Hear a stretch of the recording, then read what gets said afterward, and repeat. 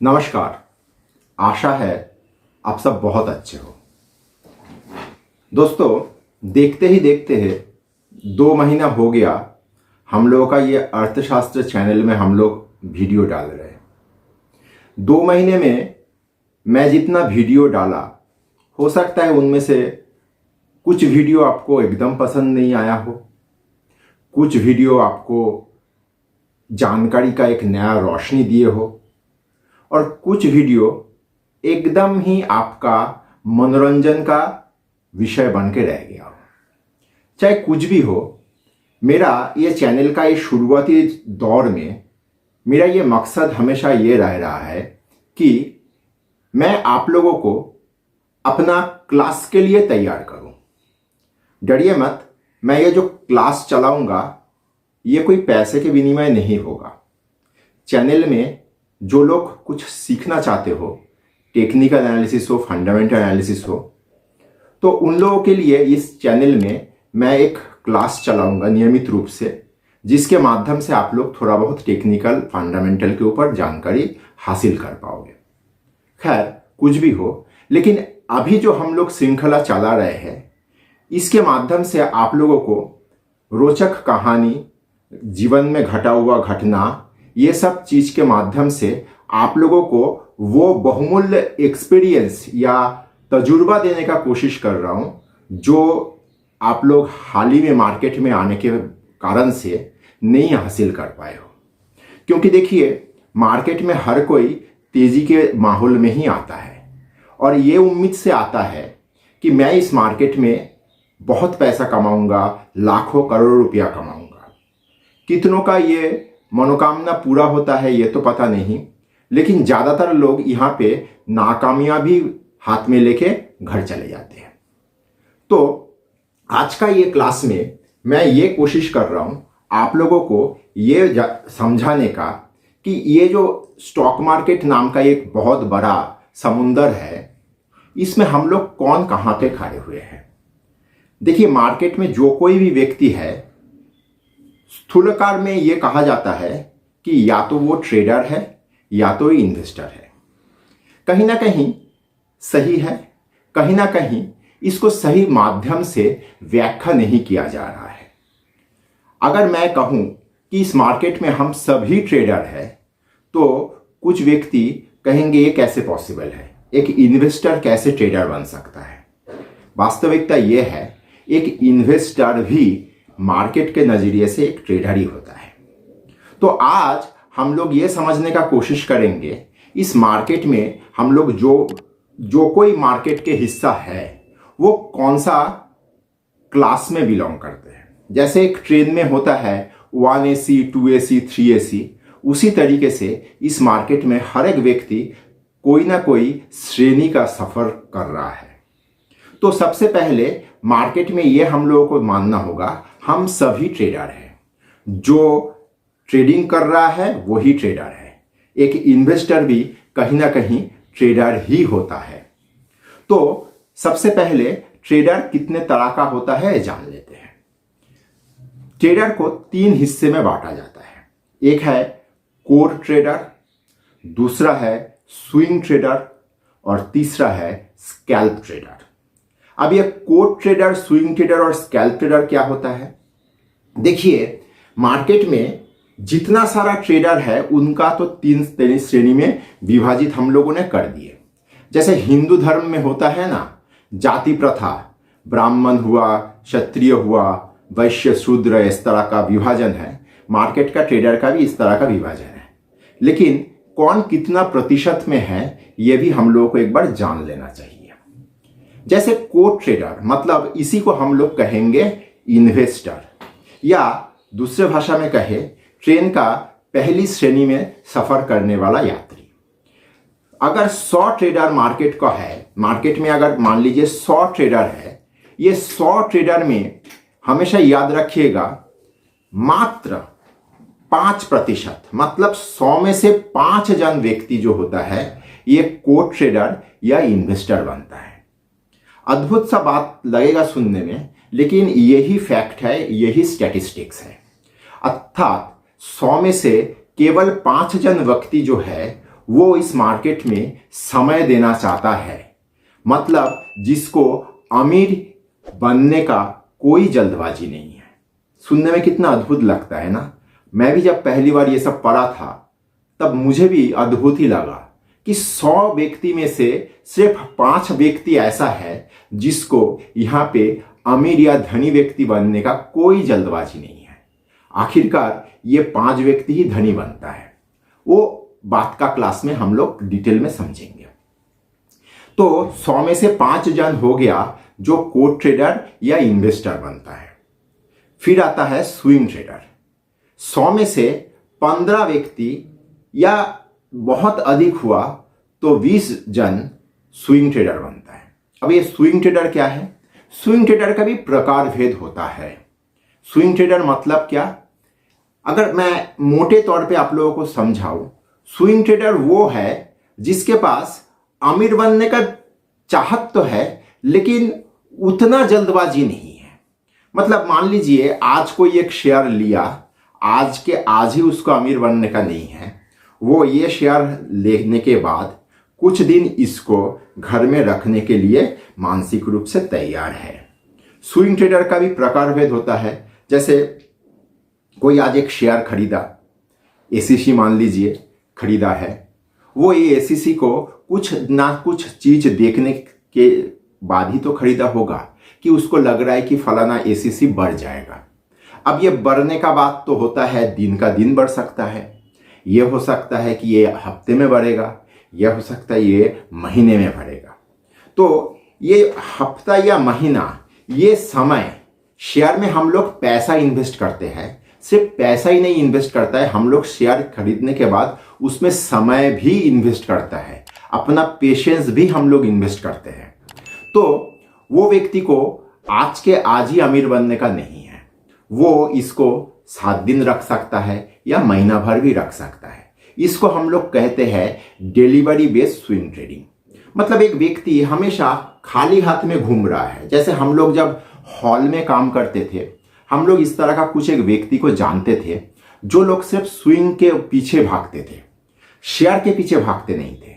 उन लोगों को कोई भी कंपनी का बैलेंस शीट या कुछ इस तरह का चीज के ऊपर कोई रुचि नहीं था, लेकिन उन लोगों को सिर्फ ये समझ में आता था कि घर से चलता है। मतलब कोई एक शेयर 100 रुपये के ऊपर चलना शुरू हुआ है तो इसका अर्थ ये निकलता है कि ये शेयर 140 रुपया या 150 रुपया तक जाएगा और बहुत कम समय के अंदर जाएगा। वो लोग ये 100 से 150 का ये जो स्विंग मूव होता है, इस मूव को हमेशा कैश करने के लिए मतलब लालायित रहते थे, या एकदम जिसको कहते हैं जैसे शेर या बाघ जैसे शिकार के ऊपर एकदम आंख जमाए बैठे रहते थे। ये लोग भी कुछ इस तरह का होता है।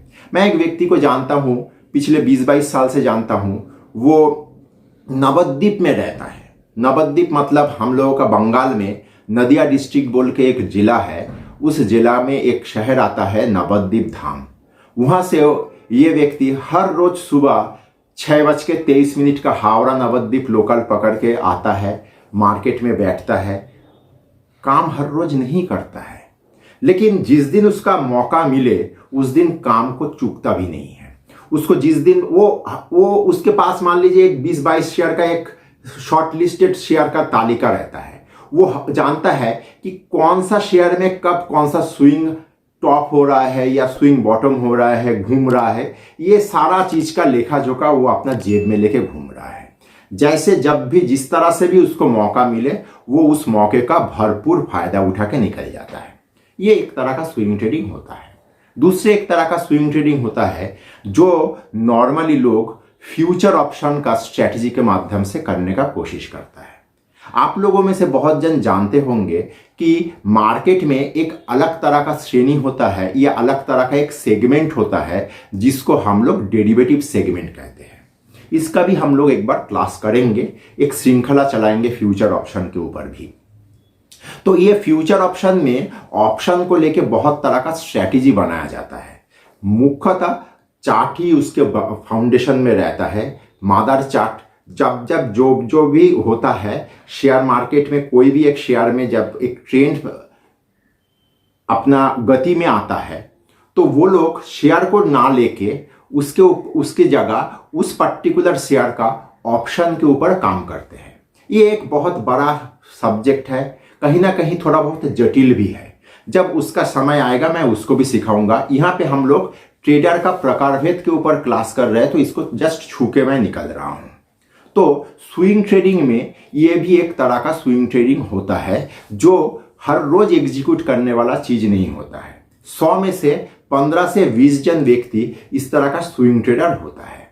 बाकी रह गया क्या? उधर हो गया आपका 5 जन कोट ट्रेडिंग में, 15 जन आपका स्विंग ट्रेडिंग में, तो 5, 15, 20 जन, बाकी 80 जन आता है स्कैल्प ट्रेडिंग। स्कैल्प ट्रेडिंग मतलब ऐसे खरोच खरोच के पैसा निकालना। जैसे मैं अपना हाथ को जैसे यहाँ पे मतलब खुजल रहा हूं, इस तरह से जो पैसा निकालने का कोशिश प्रयत्न, जैसे बिल्ली का एक कहावत होता है ना, मतलब हिंदी में एक कहावत होता है, सियाणी बिल्ली खंबा नोचे। तो इस तरह का नोच नोच के पैसा निकालने का तरीका को कहा जाता है स्कैल्प ट्रेडिंग। 100 में से 80 जन, 100 में से 80 जन, संख्या बहुत ज्यादा है, 80 जन इस मार्केट में उनको आज के आज ही अमीर बनना है, और सारा गोलमाल बोलिए तो यहां पे ही आके हो जाता है। इसीलिए मार्केट इतना खराब जगह होता है, इसलिए मार्केट में कभी कुछ नहीं होने वाला होता है। लोग यही कहते हैं, आगे जाके जब उन लोगों को नाकामियां हाथ में लगता है तो ये 80 जन मार्केट में स्कैल्पिंग कर रहे हैं। स्कैल्पिंग का भी अलग अलग प्रकार भेद होता है, जैसे आर्बिट्रेज हुआ, जैसे हो गया आपका जॉबिंग हुआ। जैसे कलकत्ता में और दिल्ली में मैं देखा हूं कि आर्बिट्रेजिंग का बहुत ज्यादा मार्केट चलता है। यहाँ पे हर एक ब्रोकर के एक अलग सेगमेंट चलता है जहां पे लोग बैठ के आर्बिट्रेज करता है। अब आर्बिट्रेज आप पूछोगे क्या होता है? आर्बिट्रेज कुछ भी नहीं होता है, कैश फ्यूचर या एनएससी बीएससी का पर्टिकुलर एक ही शेयर का रेट का जो डिफरेंस है, इस डिफरेंस को कैश करने का तरीके को आर्बिट्रेज कहा जाता है। मतलब मान लीजिए एसीसी एक शेयर हुआ, ये एसीसी एनएससी में कैश सेगमेंट में भी ट्रेडिंग हो रहा है और फ्यूचर में भी ट्रेडिंग हो रहा है, और यही एसीसी एनएससी में भी ट्रेडिंग हो रहा है और बीएससी में भी ट्रेडिंग हो रहा है। आप कोई भी कॉम्बिनेशन पकड़ लो, मान लीजिए एनएससी का कैश और फ्यूचर में एसीसी का रेट में एक मान लीजिए 60-70 पैसे का एक फर्क चल रहा है। तो जहां पे भाव ऊंचा है, मान लीजिए कैश में, उदाहरण के तौर पे आप लोगों को समझा रहा हूं, जैसे कैश में मान लीजिए 100 रुपया 80 पैसा रेट चल रहा है, 100 रुपया 80 पैसा, जस्ट उदाहरण के तौर पे बता रहा हूं। 100 रुपया 80 पैसा रेट चल रहा है कैश मार्केट में, और फ्यूचर में रेट चल रहा है 100 रुपया 10 पैसा। तो हुआ ना 70 पैसे का फर्क। तो यहां पे इस तरह से काम किया जाता है कि 100 रुपया 80 पैसे में मैं बेच दूंगा और 100 रुपया 10 पैसे में मैं फ्यूचर में ले लूंगा। तो ये तो डिफरेंस जो है, इसको कैश करने का तरीका होता है आर्बिट्रेज। यही चीज एनएससी और बीएससी में भी कॉम्बिनेशन किया जा सकता है। मतलब एसीसी एनएससी में रेट थोड़ा ऊपर चल रहा है और बीएससी में थोड़ा नीचे चल रहा है, या उल्टा भी हो सकता है। तो जहां पे ऊंचा चल रहा है वहां पे बेचा जा रहा है, और जहां पे नीचा चल रहा है वहां पे लिया जा रहा है, और ये डिफरेंस को कैश करने का तरीका होता है आर्बिट्रेज। जॉबिंग भी बहुत तरह होता है। जॉबिंग का मतलब क्या हुआ? मतलब बाल्क में लिया, 5 पैसा मिला, बाल्क में बेच दिया, इसको कहा जाता है जॉबिंग। तो स्कैल्पिंग मतलब ये होता है कि ये तो इंस्टीट्यूशनल लेवल में भी हो रहा है, जैसे आर्बिट्रेज हुआ, जॉबिंग हुआ, ये बड़ा पैमाने पे किया जाता है। लेकिन हर एक ब्रोकिंग हाउस में जो रिटेलर के लिए जो जगह बनाया जाता है, जहां पे हर रोज सुबह 9:15 से 3:30 बजे तक बहुत सारा व्यापारी आके बैठ के काम करते हैं, उन लोगों के लिए ये जॉबिंग हो या आर्बिट्रेज हो कोई मायने नहीं रखता है। वो लोग आते हैं और कोई भी एक शेयर में थोड़ा बहुत फरफराहट हुआ कि नहीं, वो बोला कि 500 ले लीजिए, बोला 500 बेच दीजिए, दिन भर ये सब करता रहता है, और दिन के आखिर में देखा जाता है कि वो 500 रुपया कमाया और ब्रोकर का ब्रोकरेज हुआ 2000 रुपया। तो एक्चुअली जो लोग स्कैल्प ट्रेडर होता है, दे आर बेसिकली, वो पीटर लिंच का भाषा में अगर मैं कहूं, they are basically the unpaid servant of their broker. मतलब अपना ब्रोकर को ही वो दलाली देने के लिए आके बैठता है, लेके जा रहा है 500 रुपया या देके जा रहा है 500 रुपया, लेकिन ब्रोकर 1,500-2,000 रुपया दलाली उससे कमा ही लेता है। क्योंकि आप किसी का लाभ हो या लॉस हो, ब्रोकर का ब्रोकरेज का लाभ हमेशा होता रहता है। तो स्कैल्प ट्रेडिंग होता है एक ऐसा ट्रेडिंग जिसमें इस मार्केट का 80% लोग इन्वॉल्व हुआ है, और ये लोग आज के आज ही इस मार्केट से करोड़ रुपया लेके घर जाना चाहता है, या दूसरे भाषा में कहूँ तो अमीर बनने का चाहता है। तो इस तरह से तो हो नहीं सकता।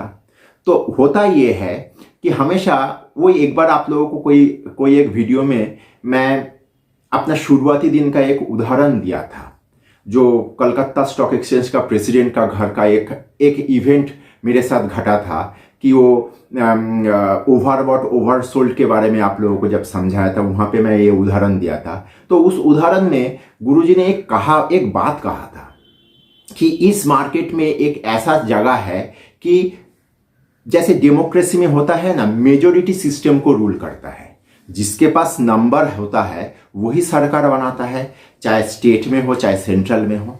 लेकिन शेयर मार्केट एक विचित्र जगह है, यहाँ पे मेजॉरिटी रूल नहीं करता है, यहाँ पे मेजॉरिटी पैसा नहीं कमाता है, यहाँ पे माइनॉरिटी कमा के निकल जाता है, या माइनॉरिटी रूल करके निकल जाता है।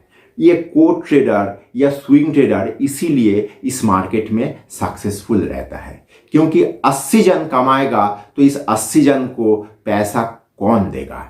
क्योंकि कॉमर्स का हिसाब से अगर कहे तो इस मार्केट में मनी कांस्टेंट है, कोई प्रॉफिट कर रहा है तो इसका मतलब हुआ सामने से कोई लॉस जरूर कर रहा है। तो सबसे पहले और सबसे आखिर में यही बात आपके सामने आएगा कि आप इस मार्केट में तो आ गए हो, पहले खुद को पहचानो, खुद को कोई ना कोई कक्षा में रखने का कोशिश करो। आप फर्स्ट क्लास का सफरी हो, या 2AC का सफ़र करने वाले हो, या 3AC का सफ़र करने वाले हो, या जनरल डिब्बे वाला हो, ये पहले खुद के बारे में खुद सोचो, खुद के साथ खुद बात करो। ट्रेडर 3 प्रकार का ही रहेगा, ट्रेडर 3 प्रकार का ही रहा, आगे पीछे भी 3 प्रकार का ही ट्रेडर होता था मार्केट में, और भविष्य में ये 3 प्रकार का ही ट्रेडर रहेगा मार्केट में। खुद को किस प्रकार में आप रखना चाहते हो, इसके बारे में खुद से एक बार बात जरूर करिएगा। तो नेक्स्ट क्लास में हम लोग हर एक प्रकार को लेके डिटेल में डिस्कस करेंगे। आशा है आज मैं आप लोगों को थोड़ा बहुत कुछ सिखा पाया। धन्यवाद।